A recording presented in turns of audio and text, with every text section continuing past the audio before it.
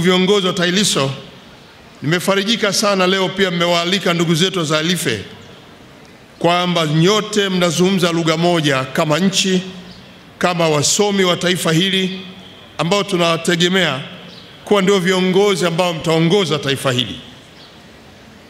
Ndugu wanafunzi wa vyuo vikuu na vyuo vya elimu ya kati, tukio hili ni la kitaifa na linafuatiliwa na viongozi pia wa taifa hili kupitia vyombo mbalimbali vya habari, na wamenituma kuleta salamu zao kwenu. Nianze kwa kuleta salamu za upendo, baraka na heri kutoka kwa Mheshimiwa Dr. Samia Suluhu Hassan, Rais wa Jamhuri ya Muungano wa Tanzania. Anawasalimia sana, anawapongeza sana, anawatakia masomo mema. Vile vile nimekuja na salamu kutoka kwa Mheshimiwa Dr. Philip Isidori Mpango, Makamu wa Rais wa Jamhuri ya Muungano wa Tanzania, na yeye anawatakia maadhimisho mema yenye mafanikio makubwa mwaka huu wa 2025. Anasisitiza kuwa elimu ni muhimu na nyinyi ni vijana bado mna nguvu ya kutosha kuliongoza taifa hili.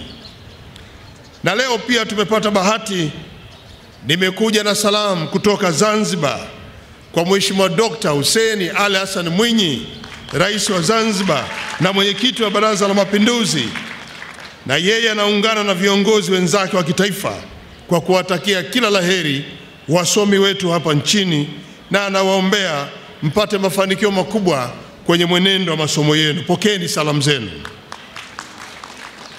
Ndugu wana TAHLISO, wana ZALIFE na wana vyuo wote, maadhimisho haya kama ambavyo nimesema awali ni kielelezo cha ukomavu wa fikra na uwajibikaji wa vijana katika kujenga hoja, kujadili changamoto na kutoa mapendekezo ya namna kuimarisha sekta ya elimu hapa nchini.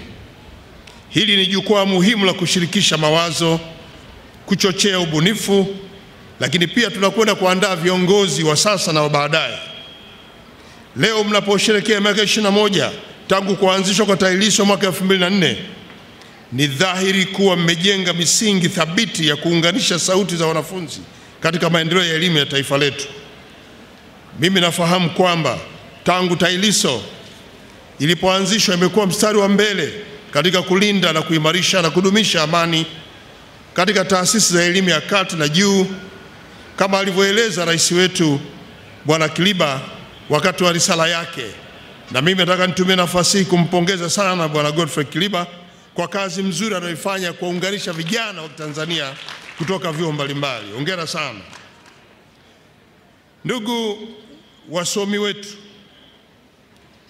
kwa kutambua mchango mkubwa wa TAHLISO na kule Zanzibar ZALIFE, serikali ya awamu ya 6 itaendelea kushirikiana nanyi kwa ukaribu zaidi kama wadau muhimu wa elimu katika kuhakikisha kunakuwa na chachu ya mabadiliko na yenye tija katika elimu na maendeleo yetu nchini kwa ujumla. Elimu ni nyenzo muhimu sana katika kuhakikisha taifa linakuwa na wananchi wenye uwezo, maarifa, stadi na mtazamo chanya katika kuchangia na kuleta maendeleo ya kitaifa.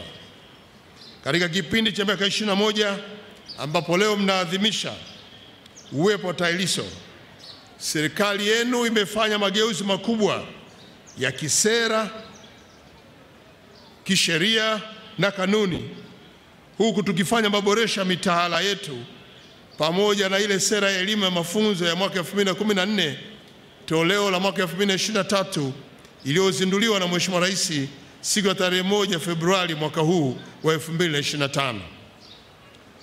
Maboresho haya yanalenga kutatua changamoto za elimu na kuendana na mahitaji ya kitaifa, kikanda na kimataifa. Mabadiliko haya yanakwenda kulenga kutoa elimu inayozingatia ujuzi unaojulikana ambao unahitajika katika soko la ajira na maendeleo ya taifa. Ndugu washiriki, wana TAHLISO na vyuo vyote ambavyo mko hapa, katika kuimarisha elimu ya ufundi na mafunzo ya ufundi stadi, serikali imeunda Baraza la Taifa la Elimu ya Ufundi na Mafunzo Stadi NACTVET mwaka 2023. Hii ilikuwa inalenga kuchochea ukuaji wa ufundi stadi na kupata mafundi mahiri waliobobea kwenye sekta mbalimbali bila kujali taaluma zao. Na hadi sasa tumeshafikia kuwa na vyuo 905 ambavyo vinaendelea kutoa elimu na ujuzi mbalimbali kwa vijana wa Tanzania wenye uhitaji. Ndugu washiriki, wasomi wetu wa vyuo vikuu na vyuo vya elimu ya juu na kati, serikali yenu ya awamu ya 6 chini ya uongozi wa Mheshimiwa Dr. Samia Suluhu Hassan imekuwa ikichukua hatua mbalimbali ili kuboresha elimu ya juu na mazingira ya wanafunzi kwa jumla.